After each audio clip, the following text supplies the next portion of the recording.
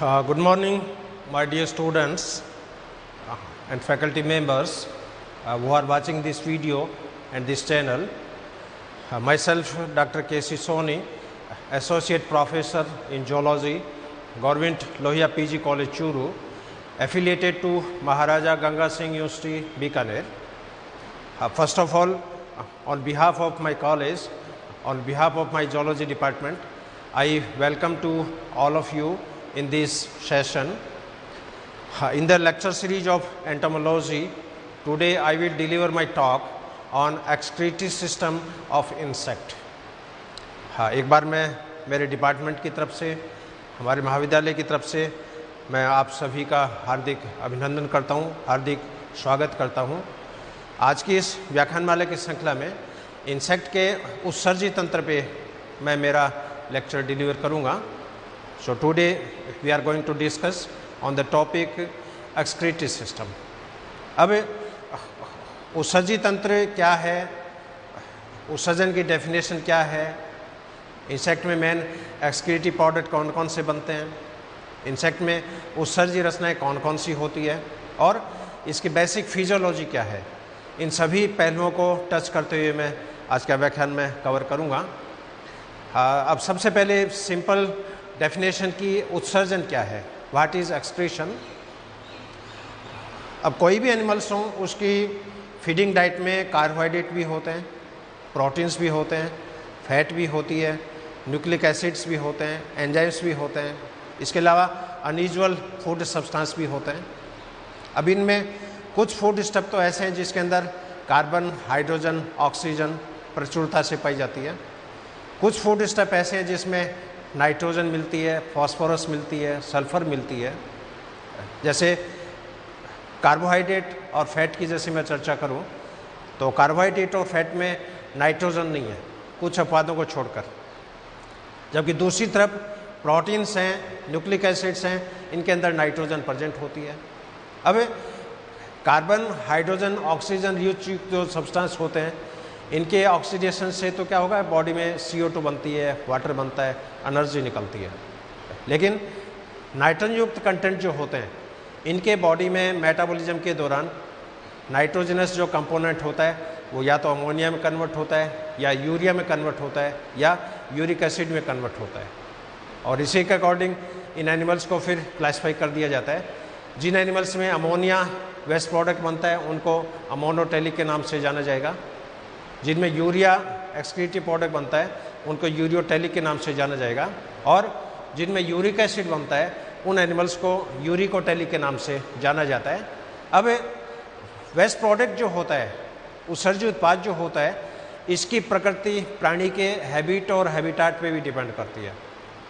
जैसे जो इंसेक्ट जलीय प्रकृति के हैं, फ्रेश वाटर के अंदर पाए जाते हैं, उनमें जनरली अमोनिया वेस्ट प्रोडक्ट मिलेगा, क्योंकि अमोनिया को बॉडी से रिमूव करने के लिए बहुत ज़्यादा पानी की आवश्यकता होती है।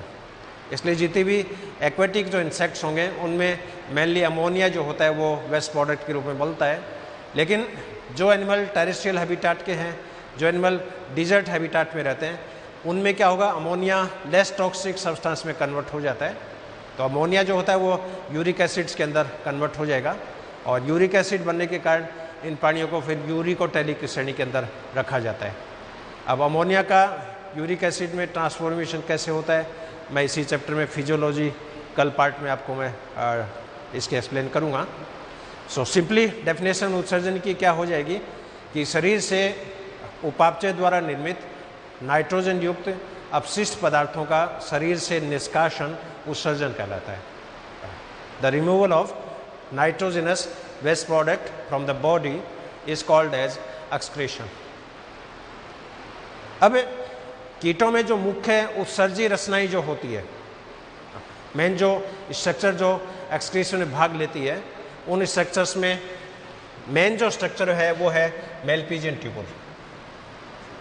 The main excretory organs of an insect is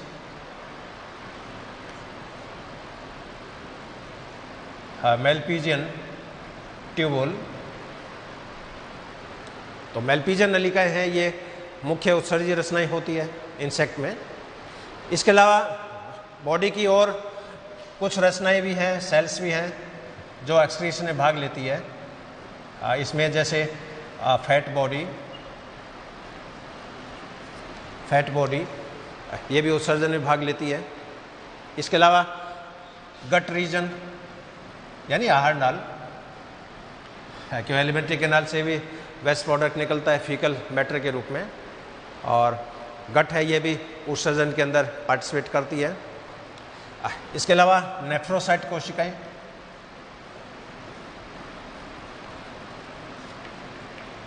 ये कुछ सेल्स हैं, स्पेशल सेल्स हैं जो एक्सक्रीशन के अंदर पार्टिसिपेट करती है।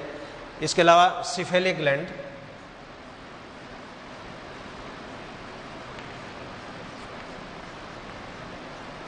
ये भी उत्सर्जन प्रक्रिया में पार्टिसिपेट करती है।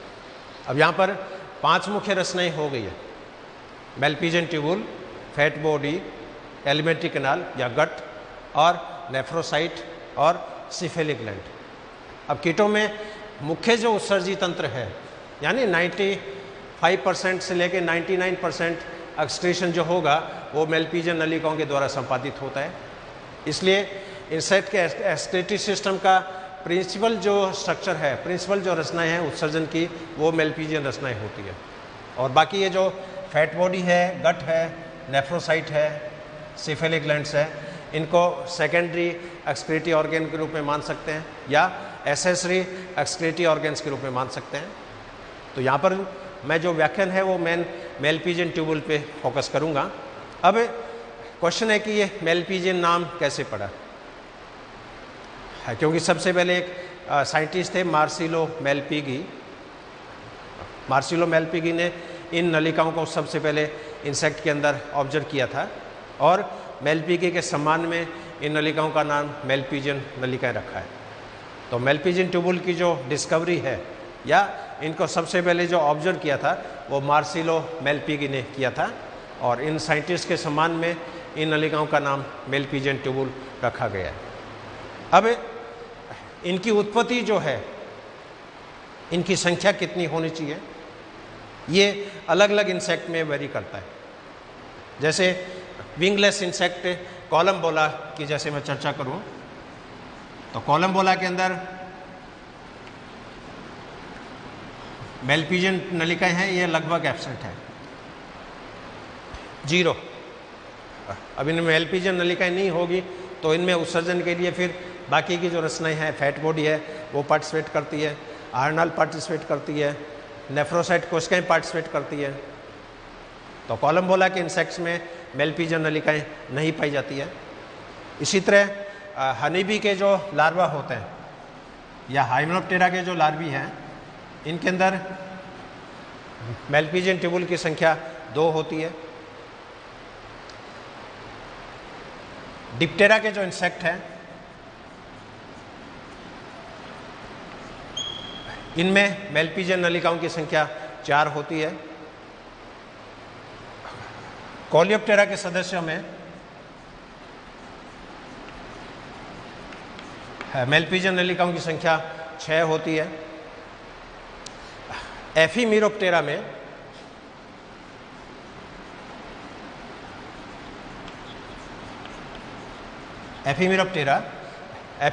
में मेलपीजियन नलिकाओं की संख्या 8 से लेके 100 तक हो सकती है, 8 to 100। इसके अलावा ऑडोनेटा में है, जिसके अंदर ड्रैगन फ्लाई है, डैमसन फ्लाई है, ऑडोनेटा में मेलपीजियन ट्यूबुल की संख्या 50 से लेके 100 तक हो सकती है। और ऑर्थोप्टेरा के जो इंसेक्ट है, जिसके अंदर ग्रासहॉपर है, लॉकस्ट है, क्रिकेट है, ग्राइलस है, ऑर्थोप्टेरा के सदस्यों में मेलपीजियन नलिकाओं की संख्या 200 से लेके 300 तक हो सकती है। अब इस डाटा से आप देख रहे हो कि अलग अलग इंसेक्ट्स में मेलपीजियन नलिकाओं की संख्या अलग अलग है, और ये डेफिनेटली डिपेंड करता है कि उनकी फिजियोलॉजी कैसी है, उनका मेटाबॉलिज्म कैसा है, उनका हैबिटेट कैसा है, उनकी फीडिंग चॉइस कैसी है। उनके अकॉर्डिंग बॉडी पे लोड ज़्यादा पड़ता है, वर्कलोड ज़्यादा पड़ता है, और ज़्यादा कार्य को संपादित करने के लिए इनकी संख्या में फिर वेरिएशंस मिलेगी।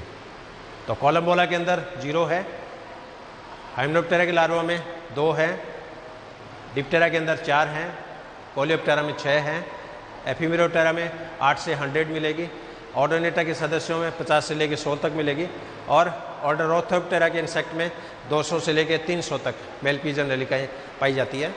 अब इनकी संख्या विषम संख्या कभी भी नहीं होगी, ये इंसेक्ट में एक विशेष बात है, यानी 1, 3, 5, 7, 9 ये नलिकाएँ या तो एब्सेंट होगी या मिलेगी तो सम संख्या में मिलेगी, जैसे 2 है, 4 है, 6 है, 8 है, 10 है। तो मेल पिजन नलिकाओं की संख्या के बारे में ये जैसे बात हो गई। अब क्वेश्चन है कि इसकी ऑरिजिन कहाँ से होती है। तो बेसिक जो इनकी ऑरिजिन है वो मिड गट और हाइंड गट के जॉइंट पे होती है। ये जो सिंपल मैंने डायग्राम दिखाया, this is mid gut, this is hind gut. तो मिड गट और हाइंड गट का जॉइंट जो होता है वहाँ से इन मेल पिजन नलिकाओं की उत्पत्ति होती है, और ये मेल पिजन नलिकाएँ अंधनाल के रूप में होती है। They are in the form of blind canal. इनका जो टर्मिनल पार्ट है वो तो ब्लाइंड होता है, अंधा होता है, और इनका जो प्रॉक्सिमल पार्ट है ये इस मिड गट और हाइंड गट के जॉइंट पर आहार नाल के साथ जुड़ा रहता है। लेकिन कुछ वेरिएशंस फिर भी मिलेगी। कुछ इंसेक्ट में मेल पिजन ट्यूबुल की उत्पत्ति मिड गट से होती है, कुछ के अंदर प्योरली हाइंड गट से होती है, कुछ इंसेक्ट में मिड गट और हाइंड गट के जॉइंट में होती है, कुछ इंसेक्ट में ये सुपीरियर पोजीशन में है, कुछ में ये इंफीरियर पोजीशन में है, कुछ में ये लेटरल पोजीशन में है। कुछ इंसेक्ट में, एक इंसेक्ट में तीनों वैरायटी मिलेगी। एक इंसेक्ट में सुपीरियर मेल पिजन ट्यूबुल भी है, उसके अंदर लेटरल मेल पिजन ट्यूबुल भी है, और उसके अंदर वेंट्रल मेल पिजन ट्यूबुल्स भी है। तो इन मेल पिजन ट्यूबुल की जो ऑरिजिन पॉइंट है इसमें सैकड़ों तरह के वेरिएशंस हैं, सैकड़ों तरह के एग्जाम्पल्स हैं। ये एग्जाम्पल मैं आपसे यहाँ शेयर नहीं करूँगा क्योंकि ये बहुत डाइवर्स टाइप का वेरिएशंस है। लेकिन बेसिक आइडिया क्या है कि फॉर मिडगट और हाइंडगट के जॉइंट से इन मेल पिजन नलिकाओं की उत्पत्ति होगी। अब मेल पिजन नलिकाओं की ऑरिजिन कैसी है, क्या इसका टर्मिनल पार्ट फ्री है या रेक्टम के साथ जुड़ा हुआ है, उसकी बेसिस पे ये जो मेल पिजन ट्यूबुल सिस्टम है ये दो प्रकार का होता है। एक तो simple Malpighian tubule system या सिंपल एमटीएस, एक होता है cryptonephridial Malpighian tubule system. Simple tubule system में तो क्या होगा, मेल पिजन नलिका है ये स्वतंत्र रूप से हीमोलिम्फ के अंदर लहराती रहती है।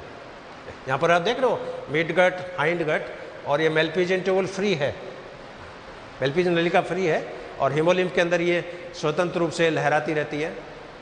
जबकि दूसरा जो क्रिप्टोनेफ्रिडियल सिस्टम जो होता है इसमें आप देख रहे हो इस मेल पिजन नलिकाओं का ये जो दूरस्थ सिरा है, ये तो जैसे प्रॉक्सिमल पार्ट हो गया इसका, ये डिस्टल पार्ट हो गया, तो इनका जो डिस्टल पार्ट होता है ये रेक्टम के साथ जुड़ा हुआ होता है।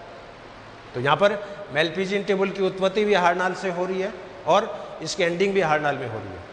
तो जब मेल पिजन नलिकाओं का दूरस्थ भाग या टर्मिनल पार्ट रेक्टम के साथ कनेक्टेड हो तो उस तरह का सिस्टम कहलाएगा क्रिप्टोनेफ्रिडियल सिस्टम। और इस तरह का सिस्टम वाटर के कंजर्वेशंस के लिए होता है, क्योंकि ये जैसे कोलियोप्टेरा है, लेपिडोप्टेरा है, ये डिजर्ट के इंसेक्ट है और डिजर्ट में पानी के एनवायरनमेंट में वैसे ही कमी रहती है। तो पानी को कंजर्व करने के लिए, पानी की रिसाइकलिंग करने के लिए, पानी के वेस्टेज को रोकने के लिए ये क्या करते हैं कि उत्सर्ज्य उत्पाद में भी जो पानी है उनका यहाँ पर रीअब्जॉर्प्शन हो जाता है। तो यहाँ पर मेल पिजन ट्यूबुल का जो टर्मिनल पार्ट होगा वो मलाशय के द्वारा क्या होता है, जुड़ा रहता है, और यहाँ पर एक तरह से काउंटर करंट सिस्टम डेवलप हो जाता है। एक तरह से वाटर के एब्जॉर्प्शन हेतु ये सिस्टम जो है इसमें डेवलप हो जाता है। तो मेल पिजन ट्यूबुल सिस्टम जो है ये दो प्रकार का हो गया है। एक तो सिंपल टाइप का जिसके अंदर मेल पिजन ट्यूबुल स्वतंत्र रहेगी, और दूसरा क्रिप्टोनेफ्रिडियल टाइप का जिसके अंदर मेल पिजन नलिकाएँ रेक्टम के डिस्टल पार्ट के साथ अटैच रहती है। अब सिंपल टाइप का जो मेल पिजन ट्यूबुल सिस्टम है ये भी दो टाइप का है, एक तो टाइप ए, एक टाइप बी। टाइप ए में क्या होगा, पूरी मेलपीजियन ट्यूबुल ट्रांसपेरेंट है, इसके अंदर कोई डेंस जोन, लाइट जोन या ग्रेनुलर जोन, फ्लूइड जोन नहीं है। पूरी मेलपीजियन ट्यूबुल है और ट्रांसपेरेंट है। और पूरी मेलपीजियन ट्यूबुल की यदि आप हिस्टोलॉजी भी करो तो हिस्टोलॉजिकल सेक्शंस में भी सेल की एक ही जैसे वैरायटी मिलेगी। जैसे इस सिस्टम में आपने मान लीजिए यहाँ से मेलपीजियन ट्यूबुल का स्लाइड बनाई, यहाँ से आपने मेलपीजियन ट्यूबुल की स्लाइड बनाई, तो दोनों ही पार्ट में माइक्रोस्कोप में यदि आप देखते हो तो सेल की शेप और साइज, स्ट्रक्चर, माइटोकॉन्ड्रिया की लोकेशन, न्यूक्लियस की लोकेशन, विलाई की लोकेशन लगभग सेम है। तो यहाँ पर कोई किसी भी तरह का मॉर्फोलॉजिकल डिफरेंशिएशन नहीं है, किसी भी तरह का हिस्टोलॉजिकल डिफरेंशिएशन नहीं है, किसी भी तरह का फिजियोलॉजिकल डिफरेंशिएशन नहीं है। तो मेलपीजियन ट्यूबुल जब यूनिफॉर्म हो, किसी तरह का डिमार्केशन नहीं हो, किसी भी तरह का डिफरेंशिएशन नहीं हो, इट मीन्स ये किस टाइप की मानी जाएगी, टाइप ए। तो सिंपल मेलपीजियन ट्यूबुल सिस्टम में टाइप ए, और इस तरह का जो मेलपीजियन ट्यूबुल सिस्टम होता है ये ऑर्थोप्टेरा के सदस्यों में पाया जाता है। सिंपल में टाइप बी जो है, टाइप बी में क्या होगा, इस मेलपीजियन ट्यूबुल का जो समीपस्थ भाग है ये थोड़ा ऑपेक होता है, अपारदर्शी होता है, क्योंकि इस पार्ट में छोटी छोटी ग्रैन्यूल्स भरी रहती है, जबकि इसका जो डिस्टल पार्ट है ये पारदर्शी होता है, इसके अंदर फ्लूइड भरा रहता है। तो यहाँ पर आप देख रहे हो इस डायग्राम में ये आधा पार्ट मैंने सॉलिड दिखाया रेड कलर से, तो ये जो पार्ट है इसका है दिस इज ग्रैन्युलर जोन, क्योंकि इसमें छोटी छोटी कणिकाएँ जो है वो भरी हुई है, और इसका प्रॉक्सिमल पार्ट जो है ये कहलाता है ग्रैन्युलर जोन, और इसका जो टर्मिनल पार्ट है ये पारदर्शी होता है, इसके अंदर तरल भरा रहता है, और इसको बोलते हैं फ्लूइड जोन यानी तरल पदार्थ। तो यहाँ पर मेलपीजियन ट्यूबुल के अंदर मॉर्फोलॉजिकल डिफरेंशिएशन है, फिजियोलॉजिकल डिफरेंशिएशन है, हिस्टोलॉजिकल डिफरेंशिएशन है, और इनकी आप स्लाइड भी यदि काटो, मान लीजिए ग्रैन्युलर जोन की स्लाइड बनाओ और फ्लूइड जोन की आप स्लाइड बनाओ, तो दोनों स्लाइड में कोशिकाओं की आकार और आकृति में फ़र्क मिलेगा। एक में माइक्रोलाई कम मिलेगी, एक में माइक्रोलाई बहुत ज़्यादा मिलेगी। और यहाँ पर ये जो दोनों पार्ट है, विशेषकर ये जो ग्रैन्युलर जोन है ये अवशोषण के लिए उत्तरदायी होता है, it is responsible for reabsorption, जबकि ये जो ट्रांसपेरेंट जोन होता है ये सिक्रीशन के लिए उत्तरदायी होता है, it is mainly responsible for secretion. तो type simple Malpighian tubule system में टाइप बी जो होती है ये हेमिप्टेरा के सदस्यों में पाई जाती है। तो सिंपल मेलपीजियन ट्यूबुल सिस्टम दो टाइप का हो गया, type first, type second. Type first के अंदर मेलपीजियन ट्यूबुल में किसी प्रकार का डिफरेंशिएशन नहीं है, लेकिन टाइप बी की मेलपीजियन ट्यूबुल में डिफरेंशिएशन है। इसका प्रॉक्सिमल पार्ट है वो ग्रेनुलर जोन कहलाएगा, और टर्मिनल पार्ट जो होता है वो फ्लूइड जोन कहलाता है। अब इसकी जो सेकंड टाइप है क्रिप्टोनेफ्रिडियल सिस्टम, क्रिप्टो वाला हिडन। इस सिस्टम में क्या होगा, मेलपीजियन नलिका का जो डिस्टल पार्ट है वो रेक्टम के साथ कनेक्टेड है। पहले वाले केस में तो आप देख रहे हो मेलपीजियन ट्यूबुल फ्री है, ये हिमोलियम के अंदर लहराती रहती है, फ्री है, लेकिन यहाँ पर मेलपीजियन ट्यूबुल का टर्मिनल जो पार्ट होता है वो मलाशय के साथ, रेक्टम के साथ क्या है, जुड़ा हुआ है।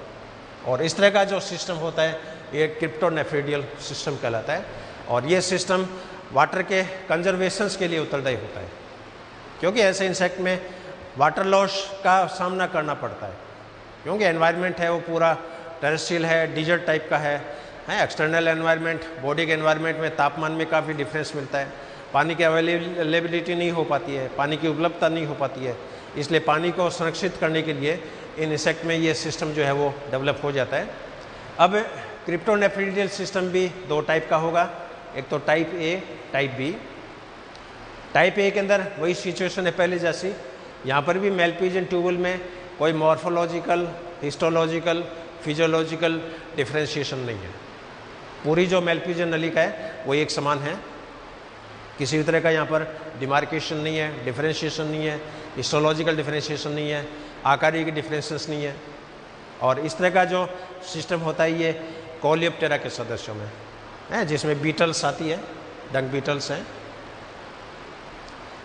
टाइप बी जो सिस्टम होता है क्रिप्टोनेफ्रिडियल का, इसमें क्या होगा, इस मेलपिजियन ट्यूबुल का प्रॉक्सिमल जो पार्ट है ये तो अपारदर्शी है, इसके अंदर छोटी छोटी कणिकाएं भरी रहती है, इसलिए इसको ग्रेन्युलर जोन के नाम से भी जाना जाता है। और इसका डिस्टल पार्ट जो होता है ये पारदर्शी होता है, इसके अंदर तरल पदार्थ भरा रहता है और ये सिक्रीशन के लिए रेस्पॉन्सिबल है। तो इस मेलपिजियन ट्यूबुल का ये ऑरिजिन पॉइंट ये तो पुनर्अवशोषण के लिए उत्तरदायी है, it is responsible for reabsorption, और ये जो पार्ट होता है ये सिक्रीशन के लिए उत्तरदायी है। लेकिन यहाँ पर टर्मिनल पार्ट जो होगा ये मलाशय के साथ जुड़ा हुआ है, रेक्टम के साथ जुड़ा हुआ है। और इस तरह के सिस्टम में पानी की रिसाइकलिंग होती है, पानी का रीयूज होता रहता है, वाटर लॉस बहुत कम होता है, और सेम पानी है वो बॉडी के अंदर सर्कुलेट होता रहता है। जहाँ डिमांड होती है इसका डिमांड हो जाएगा, जहाँ कंजर्वेशन करनी है वहाँ कंजर्वेशन हो जाएगा, सिक्रीशन करना है वहाँ सिक्रीशन हो जाएगा, पुनर्अवशोषण करना है वहाँ पुनर्अवशोषण हो जाएगा। तो इन इंसेक्ट में पानी के संरक्षण हेतु, पानी के लॉस को रोकने हेतु, आयनिक बैलेंस को बनाए रखने के लिए, बॉडी की होम्योस्टेसिस को बनाए रखने के लिए, ऑस्मो रेगुलेटरी प्रोसेस को बनाए रखने के लिए, इंटरनल एनवायरनमेंट को कांस्टेंट बनाए रखने के लिए उसके अंदर ये सिस्टम है डेवलप हो जाता है। और इस तरह का जो सेकंड टाइप का जो सिस्टम है ये लेपिडोप्टेरा के सदस्यों में पाई जाता है। और इंसेक्ट में यहाँ से यदि हिस्टोलॉजिकल सेक्शन काटें, यहाँ से हिस्टोलॉजिकल सेक्शन काटें तो उनके अंदर ड्रास्टिक डिफरेंसेस हैं वो देखने को मिलता है। तो ये मेलपिजियन ट्यूबुल सिस्टम का basic classification, simple Malpighian tubule system और cryptonephridial Malpighian tubule system. Simple है ये भी दो टाइप का हो जाएगा, type first type B. Type first जो होता है ऑर्थोप्टेरा में मिलता है, टाइप बी हेमिप्टेरा में मिलता है। क्रिप्टोनेफ्रिडियल में भी दो टाइप है, type A type B. Type A जो है कॉलियोप्टेरा में मिलता है, टाइप बी जो होता है ये लेपिडोप्टेरा मिलता है। अब इस मेलपिजियन ट्यूबुल का ये क्रॉस सेक्शन दिखाया है, ट्रांसवर्स सेक्शन। तो ये मेलपिजियन ट्यूबुल का अनप्रस्थ काट का जैसे डायग्राम है। अब इस ट्यूबुल में सबसे बाहर एक बेसमेंट मेम्ब्रेन होती है, it is surrounded by A basement membrane, और बेसमेंट मेम्ब्रेन के नीचे फिर ये एपिथेलियल सेल्स होती है मेलपिजियन ट्यूबुल्स की। ये मेलपिजियन ट्यूबुल्स की सेल दिखाई है, ये मेलपिजियन ट्यूबुल की ल्यूमेन है, गुहा है, और इन कोशिकाओं में भीतर की तरफ ये विलाई पाई जाती है सैकड़ों की संख्या में। इसका ये एनलार्ज पोर्शन है एक कोशिका का, this is enlarge portion of this cell. अब इस सेल के तीन जोन है वो इसके अंदर डिफ्रेंशिएट होते हैं। एक तो सेल का आउटर पार्ट जो बेसमेंट मेम्ब्रेन के जस्ट नीचे है, इसको तो बोलते हैं basal zone. Outer part of Malpighian tubule cell which is present just below the basement membrane is called as basal zone। और basal zone में क्या होगा, प्लाज्मा झिल्ली के अंदर इन्वेजिनेशन होता है जगह जगह। इन्वेजिनेशन होने के कारण इसमें क्या होगा, छोटे छोटे कंपार्टमेंट्स बन जाते हैं, छोटे छोटे कोष्ठक बन जाते हैं, छोटे छोटे चेंबर बन जाते हैं, और इन चेंबर के अंदर माइटोकॉन्ड्रिया प्रेजेंट होता है। इसका बीच का जो पार्ट है ये कहलाता है इंटरमीडिएट जोन, और इंटरमीडिएट जोन के अंदर इसका जो केंद्रक होता है वो प्रेजेंट होता है, न्यूक्लियस इज प्रेजेंट। और इसका नीचे वाला भाग जो लुमेन की तरफ है इसको बोलते हैं एपिकल जोन। और एपिकल जोन में ये सैकड़ों की संख्या में सूक्ष्म माइक्रोलाई पाई जाती है जो एक तरह से ब्रूस बॉर्डर का कार्य करती है। तो यहाँ पर जो मेलपिजियन ट्यूबुल की सेल्स हैं उसके अंदर तीन क्लियर कट जोन हो गए, बेसल जोन जिसके अंदर छोटे छोटे चैम्बर हैं इन्वेजिनेशंस के द्वारा, और प्रत्येक चैम्बर में एक एक माइटोकॉन्ड्रिया प्रेजेंट है। बीच का इंटरमीडिएट जोन, इसके अंदर सेल ऑर्गेनेल्स मिलेंगे हैं जिसमें न्यूक्लियस हैं, राइबोसोम्स हैं, एंडोप्लाज्मिक रेटिकुलम्स हैं, लाइसोसोम्स हैं। और इसका नीचे वाला जो पार्ट है ल्यूमेन साइड का, इसको एपिकल जोन बोलते हैं, और इसके अंदर विलाई के प्रेजेंस के कारण एक तरह से ब्रूस बॉर्डर जो होता है वो डेवलप हो जाता है। अब अलग अलग जोन की सेल की यदि अपन स्टडी करें हैं, सपोज मान लीजिए इस ग्रेनुलर जोन से जैसे सेल सेक्शन काटा, बीच में से सेक्शन काटा, नीचे से सेक्शन काटा। अब इन तीनों सेक्शन की स्लाइड में अपन देखते हैं कि ऊपर वाला जो ग्रेनुलर जोन है इसके अंदर माइटोकॉन्ड्रिया एकदम ऊपर ही ऊपर है। बीच में से यदि स्लाइड बनाएंगे वहाँ पर आप देखोगे माइटोकॉन्ड्रिया इंटरमीडिएट जोन में है। और फिर ये फ्लूइड जो पार्ट है इसमें सेक्शन आप देखोगे तो आप देखोगे माइटोकॉन्ड्रिया इस एपिकल जोन में आ गए, यानी माइटोकॉन्ड्रिया पहले ऊपर थे, फिर इंटरमीडिएट जोन में आए, फिर एपिकल जोन में आए। ये इस बात को इंडिकेट करता है कि माइटोकॉन्ड्रिया के अंदर मूवमेंट होती है। तो जो जो एक्टिविटी होती है, फिजियोलॉजिकल एक्टिविटी होती है, जहाँ जहाँ पर एनर्जी की रिक्वायरमेंट होती है, एटीपी की रिक्वायरमेंट होती है, माइटोकॉन्ड्रिया माइग्रेट करके वहाँ पर चले जाते हैं। तो ये तीनों सेक्शन से तीनों तरह की स्लाइड को आप कंपेरेटिव स्टडी यदि करोगे तो उसमें माइटोकॉन्ड्रिया की मूवमेंट आपको एकदम क्लियर कट दिखाई देगी। तो ये एक बेसिक आर्किटेक्चर है मेलपिजियन ट्यूबुल सिस्टम का और इसकी सेल की स्ट्रक्चर्स का। अब इसमें कुछ अडेप्टेशंस भी पाई जाएगी। अलग अलग इंसेक्ट की मेलपिजियन ट्यूबुल्स में अलग अलग अडेप्टेशंस पाई जाती है। कई बार क्या होता है, मेलपिजियन ट्यूबुल के बाहर मांसपेशियों का एक सर्कुलर बैंड सा जैसे बन जाता है। तो इसमें 2-3 तरह की मॉडिफिकेशन है, वो भी इंसेक्ट में देखने को मिलती है, वो भी मैं आपसे शेयर करूँगा।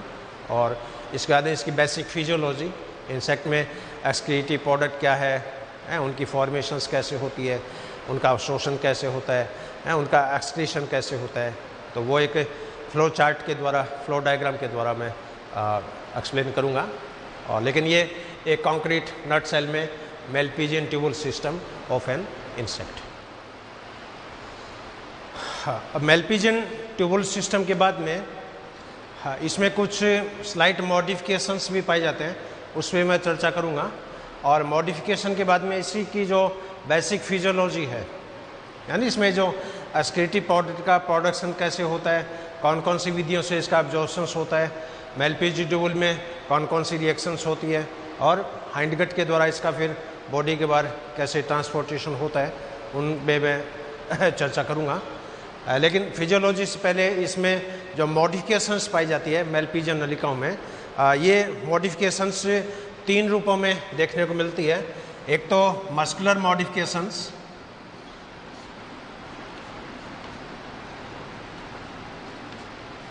मस्कुलर मॉडिफिकेशंस, और दूसरा मॉडिफिकेशंस मिलता है माइक्रोविलाई के अंदर,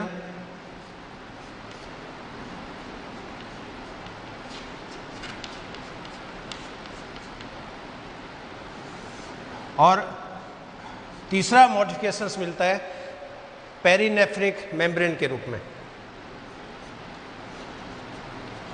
पेरिनेफ्रिक मेम्ब्रेन, हाँ। अब पहला जो मॉडिफिकेशंस है मसल्स के रूप में, हाँ, इसमें क्या होगा, कुछ इंसेक्ट में मेलपिजियन ट्यूबुल के बाहर मांसपेशियों का एक पतला बैंड पाया जाता है। In certain insects there is a thin band of muscles around the Malpighian tubule, यानी मेलपिजियन ट्यूबुल के बाहर जो बेसमेंट मेम्ब्रेन थी, उस बेसमेंट मेम्ब्रेन के बाहर मसल्स का एक हल्का बैंड जो है वो पाया जाता है। कुछ इंसेक्ट में, जैसे रॉडनियस इंसेक्ट है, अब रॉडनियस इंसेक्ट की जो मेलपिजियन नलिकाएं होती है उसमें क्या होता है कि इंटायर लेंथ के अंदर लॉन्गिट्यूडनल मसल्स भी हैं, सर्कुलर मसल्स भी हैं, और ये दोनों मांसपेशियां एक दूसरे के एंटागोनिस्ट होती है। जब सर्कुलर मसल्स में कॉन्ट्रैक्शंस होगा, मेलपिजियन नलिकाएं लंबी हो जाती है, उनका डायमीटर कम हो जाता है। जब लॉन्गिट्यूडनल मसल्स कॉन्ट्रैक्ट होगी तो मेलपिजियन ट्यूबुल का डायमीटर बढ़ जाएगा, लंबाई छोटी हो जाएगी। तो कुछ इंसेक्ट में मसल का बैंड नहीं होकर सर्कुलर मसल्स और लॉन्गिट्यूडनल मसल्स की 2 क्लियर कट लेयर्स पाई जाती है। कुछ इंसेक्ट में पूरी मेलपिजियन ट्यूबुल के ऊपर एक आवरण पाया जाता है, एक सीथ है, जैसे पाइप के अंदर पाइप जैसे घुसा हुआ, जैसे अर्थवर्म की जैसे एलिमेंट्री कैनाल है, और अर्थवर्म में खुद भी वो सिलिंड्रिकल है, उसके आहारनाल है वो भी सिलिंड्रिकल है। तो पाइप के अंदर कोई छोटा पाइप जैसे घुसा हुआ, उस तरह की स्ट्रक्चर्स मिलती है। तो पूरी मेलपिजियन ट्यूबुल के बाहर मांसपेशियों का एक खोखला सीथ, एक तरह का आवरण है, वो देखने को मिलता है। तो 3 तरह का मॉडिफिकेशंस मसल्स के रूप में देखने को मिलेगा। सेकंड मॉडिफिकेशन जो है माइक्रोविलाई के रूप में, माइक्रोलाइम में क्या होगा कि मेल्पिजियन ट्यूबुल का जो प्रॉक्सिमल पार्ट जो है उसके अंदर कई बार हॉनीकॉम्ब लेटाइस नामक रचना पाई जाती है। जैसे मान लीजिए मेल्पिजियन ट्यूबुल है, ये इसका प्रॉक्सिमल पार्ट, ये इसका डिस्टल पार्ट। तो यहाँ पर जो प्रॉक्सिमल पार्ट है इसके अंदर हॉनीकॉम्ब लेटाइस, इसके अंदर हॉनीकॉम्ब लेटाइस जैसी स्ट्रक्चर होती है वो पाई जाती है। और डिस्टल पार्ट जो होता है इसके अंदर फिर माइकोलाई का एक तरह का ब्रूस बॉर्डर्स पाई जाता है।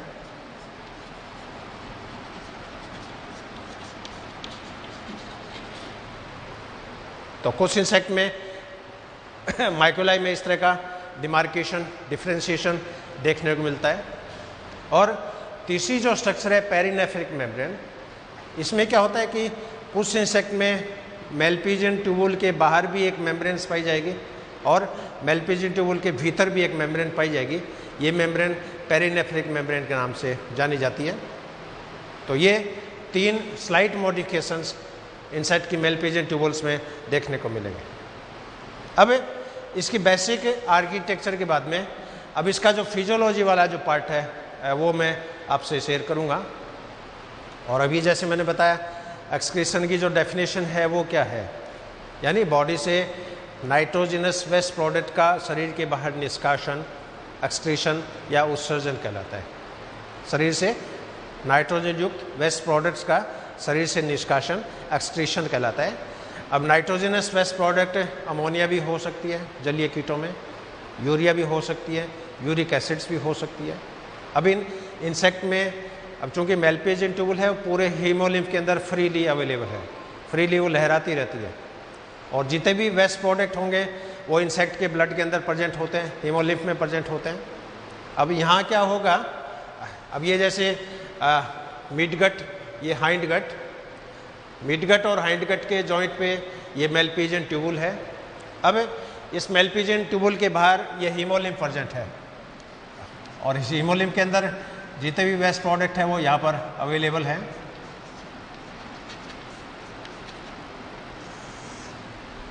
अब इस हीमोलिम्फ में क्या होगा, हीमोलिम्फ के अंदर पोटेशियम बाइकार्बोनेट है, सोडियम बाइकार्बोनेट है। ये पोटेशियम बाइकार्बोनेट, सोडियम बाइकार्बोनेट ये मेल्पिजियन ट्यूबुल से ही डिफ्यूज होकर ब्लड के अंदर जाता है। अब ये पोटेशियम बाइकार्बोनेट, सोडियम बाइकार्बोनेट पानी के साथ और यूरिक एसिड के साथ रिएक्शंस करेंगे, यानी KSCO3 plus uric acid plus water या NaSCO3 plus uric acid plus water equal to, अब इस रिएक्शंस के कारण क्या होगा, जो पोटेशियम बाइकार्बोनेट थे ये पोटेशियम यूरेट में कन्वर्ट हो जाएंगे, सोडियम बाइकार्बोनेट थे ये सोडियम यूरेट में कन्वर्ट हो जाएंगे और पानी का मॉलिक्यूल्स बनेगा। अब ये जो मेल्पिजियन ट्यूबुल का ये जो डिस्टल पार्ट है ये पोटेशियम यूरेट के लिए परमिएबल है, लेकिन पोटेशियम बाइकार्बोनेट के लिए परमिएबल नहीं है। इसी तरह इसका ये जो प्रॉक्सिमल जो पार्ट है ये बाइकार्बोनेट के लिए तो पारगम्य है, लेकिन सोडियम यूरेट, पोटेशियम यूरेट के लिए पारगम्य नहीं है। अब हीमोलिम्फ में जो पोटेशियम यूरेट बन गया, सोडियम यूरेट बन गया, ये डिफ्यूजन के द्वारा इस मेल्पिजियन ट्यूबुल के डिस्टल पार्ट में एंटर करता है। अब ये पोटेशियम यूरेट, सोडियम यूरेट ये पानी के साथ रिएक्शंस करेंगे और इसके अंदर ये वापस सोडियम बाइकार्बोनेट में कन्वर्ट हो जाते हैं, पोटेशियम बाइकार्बोनेट कन्वर्ट हो जाते हैं, वाटर रिमूव हो जाता है, यूरिक एसिड यहाँ पर जो होता है अब ये आहार नाल के अंदर आ गया है। तो पहले जो यूरिक एसिड ब्लड के अंदर था, हीमोलिम्फ में था, वो यूरिक एसिड अब हाइंड गट में आ गया है और ये यूरिक एसिड फिर बॉडी के बाहर विष्ठा के रूप में, यूरिन के रूप में, फीकल मैटर के रूप में इंसेक्ट से क्या होता है, स्रावित हो जाता है। तो ये एक बेसिक केमिकल रिएक्शंस हैं जो इंसेक्ट के हीमोलिम्फ में मेल्पिजियन ट्यूबुल के अंदर संपादित होती है। अब ये इसका डिटेल ट्रांसपोर्टेशन का जैसे डायग्राम मैंने सजेस्ट किया है, ये मिड गट है, ये हाइंड गट है, लास्ट में ये रेक्टम है। मिड गट और हाइंड गट के जॉइंट पे ये मेल्पिजियन ट्यूबुल्स हैं, ये सुपीरियर मेल्पिजियन ट्यूबुल्स हैं, ये इधर इंफीरियर मेल्पिजियन ट्यूबुल्स हैं। ये मेल्पिजियन ट्यूबुल्स का प्रॉक्सिमल पार्ट, ये इसका हो गया डिस्टल पार्ट। अब अलग अलग पार्ट में कौन कौन से आयनों का, अणुओं का एब्जॉर्प्शन होता है, कौन सी विधि के द्वारा होता है, वो इस डायग्राम के अंदर एक्सप्लेन किया है।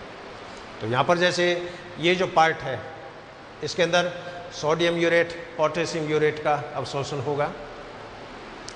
इस पार्ट में शुगर, एमिनो एसिड, यूरिया का अवशोषण होगा। इस पार्ट में सोडियम, पोटेशियम आयन और अन्य आयनों का अवशोषण होगा। और जो इसका टर्मिनल पार्ट है इसमें पानी का अवशोषण होगा। और इस एंटायर मेलपिजियन ट्यूबुल में पीएच की जो वैल्यू होती है वो 6.8 से लेके 7.5 तक होती है। अब ये प्रोडक्ट जब हाइंड गट में आ जाएंगे, हाइंड गट से ये फिर पीछे की तरफ ये प्रोसीड्स करते हैं और रेक्टम में भी एब्जॉर्प्शन होता है। कई बार तो क्रिप्टोनेफ्रिडियल सिस्टम होता है तो अवशोषण हो जाता है। क्रिप्टोनेफ्रिडियल सिस्टम यदि नहीं भी हो तो भी रेक्टम के अंदर कुछ आयनों और अणुओं का अवशोषण देखने को मिलता है। तो रेक्टम के अंदर आप देख रहे हो पानी का अवशोषण यहाँ होता है, सोडियम का अवशोषण यहाँ पर होता है, पोटेशियम का अवशोषण यहाँ पर होता है, एमिनो एसिड का अवशोषण यहाँ पर होता है, शुगर का अवशोषण यहाँ पर होता है और यूरिक एसिड और अन्य जो वेस्ट प्रोडक्ट है वो फिर एनएस के द्वारा बॉडी के बाहर क्या है निष्कासित हो जाता है। अब ये अलग अलग इंडिकेशन जैसे दिखाएं, ये डॉटेड लाइन जो है ये अननोन है, यानी मालूम नहीं है कि कौन सी विधि से अवशोषण हो रहा है। जैसे यहाँ पर ये यूरेट जैसे दिखाया है, तो यूरेट के जो क्रिस्टल है अननोन मैकेनिज्म के द्वारा ऑब्जर्व होते हैं। इसी तरह जो वाइट जो एरो दिखाया मैंने, ये पैसिव ट्रांस को इंडिकेट कर रहा है, यानी निष्क्रिय परिवहन। अब यहाँ पर शुगर का पैसिव ट्रांसपोर्टेशन है, एमिनो अम्लों का पैसिव ट्रांसपोर्टेशन है, यूरिया का पैसिव ट्रांसपोर्टेशन है। इसका मतलब इन पदार्थों की सांद्रता हीमोलिम्फ में ज़्यादा है, मेलपिजियन ट्यूबुल में कम है। और पैसिव ट्रांसपोर्ट में आप जानते हो कि कोई भी मॉलिक्यूल जो होते हैं वो हायर कंसंट्रेशन से लोअर कंसंट्रेशन की तरफ स्वयं की काइनेटिक एनर्जी के द्वारा बिना किसी कैरियर मॉलिक्यूल्स के द्वारा है वो ट्रांसपोर्ट होता है। हालांकि कुछ पैसिव ट्रांसपोर्ट में कैरियर मॉलिक्यूल की आवश्यकता होती है जिनको फैसिलिटेटेड डिफ्यूजन के नाम से जाना जाता है, क्योंकि पैसिव ट्रांसपोर्ट भी दो टाइप का होता है, सिंपल डिफ्यूजन टाइप का और फैसिलिटेटेड डिफ्यूजन टाइप का। तो पैसिव ट्रांसपोर्ट के द्वारा शुगर का होता है, एमिनो अम्लों का होता है, यूरिया का होता है। अब यहाँ पर रेड कलर में जो इंडिकेट किया है ये एक्टिव ट्रांसपोर्ट को दिखा रहा है। तो यहाँ पर सोडियम आयनों, पोटेशियम आयनों का अवशोषण हीमोलिम्फ से मेलपिजियन ट्यूबुल में एक्टिव ट्रांसपोर्ट्स के द्वारा होता है और इसमें एनर्जी की रिक्वायरमेंट होती है। और ये जो वेवी जो लाइन दिखाई है ये बल्क फ्लो है। बल्क यानी बहुत ज़्यादा मात्रा में क्वांटिटी का फ्लो है, जैसे पानी की जैसे कोई धारा बह रही है, लहरें चल रही है, उस तरह का ये ट्रांसपोर्टेशन है। तो ये जो प्रोसेस है ये अब ये जितने भी मॉलिक्यूल है ये क्या होगा, सारा इस मिड गट और हाइंड गट के जॉइंट से ये इसके अंदर ये एंटर करेंगे, इसके अंदर ये एंटर करेंगे और उसके बाद में ये हाइंड गट से होते हुए पीछे की तरफ प्रोसीड होंगे और फिर रेक्टम के द्वारा शरीर के बाहर निष्कासित हो जाएंगे। तो ये एक बेसिक इसकी फिजियोलॉजिकल डायग्राम है इसका। तो ये इंसेक्ट का एक मेलपिजियन ट्यूबुल सिस्टम। तो इंसेक्ट में जो मुख्य उत्सर्जी रचनाएं हैं वो मेलपिजियन नलिकाएं होती है। इसके अलावा सहायक रचनाओं में जैसे फैट बॉडीज़ का मैंने जिक्र किया, तो इंसेक्ट में क्या होता है, स्किन के जस्ट नीचे फैट बॉडीज होती है और उन फैट बॉडीज़ में भी वेस्ट प्रोडक्ट है वो इकट्ठा होता रहता है। इसी तरह स्किन जो होती है, स्किन के अंदर भी वेस्ट प्रोडक्ट इकट्ठा होता है। पुरानी क्यूटिकल जब हटती है उसके साथ ये वेस्ट प्रोडक्ट भी शरीर के बाहर निष्कासित हो जाते हैं। आहार नल के द्वारा भी वेस्ट प्रोडक्ट का निष्कासन होता है। रेस्पिरेशन में CO2 निकल रही है, हालांकि इसमें नाइट्रोजन नहीं है, लेकिन इसको भी कार्बोनेशियस एक्सक्रीशन के रूप में माना जाता है। नाइट्रोजन निकलती है तो उसको नाइट्रोजिनस एक्सक्रीशन के रूप में, CO2 निकलती है तो ये कार्बोनेशियस एक्सक्रीशन के रूप में। लेकिन मुख्य जो उत्सर्जी रचनाएं हैं इंसेक्ट में वो मेलपिजियन नलिकाएं होती है और इनका बहुत बड़ा रोल है। एक छोटे से इंसेक्ट में कितना एफिशिएंट सिस्टम है इसके अंदर बना हुआ है। अब प्रॉब्लम कहाँ आएगी, जो इंसेक्ट समुद्र के पानी में रहते हैं, साल्ट वाटर में, उनके अंदर आयन बैलेंस, वाटर बैलेंस की अलग तरह की प्रॉब्लम है। इसी तरह जो इंसेक्ट बॉडी के अंदर एंडोपैरासाइट के रूप में है, उनमें एक्सक्रीशन कैसे होगा, उनकी अलग प्रॉब्लम है। तो इन पे शॉर्ट नोट्स के रूप में कई बार क्वेश्चंस आते हैं। है कि मैरीन इंसेक्ट में वाटर और साल्ट का बैलेंस कैसे होता है, एंडोपैरासाइटिक इंसेक्ट में साल्ट और वाटर का बैलेंस कैसे होता है। तो ये छोटे छोटे टॉपिक हैं जो शॉर्ट नोट्स के रूप में हैं और इनको मैं अगले व्याख्यान में आपसे मैं शेयर करूँगा। और इसी के साथ ये नट सेल में आज का अपना व्याख्यान excretory system of an insect. और मैं आशा करता हूँ कि व्याख्यान आपको समझ में आ रहा होगा और ज़्यादा से ज़्यादा इन व्याख्यान को आप अपने फ्रेंड्स के साथ शेयर करें। साइंस के जो स्टूडेंट्स हैं, एंटोमोलॉजी के स्टूडेंट्स हैं, एग्रीकल्चर के स्टूडेंट्स हैं, उनको ज़्यादा से ज़्यादा आप शेयर करें और पॉपुलराइज इनको करें। और एक बार इसी के साथ I am highly thankful to you, I am highly grateful to you. Have a good day, have a great day. Thank you very much.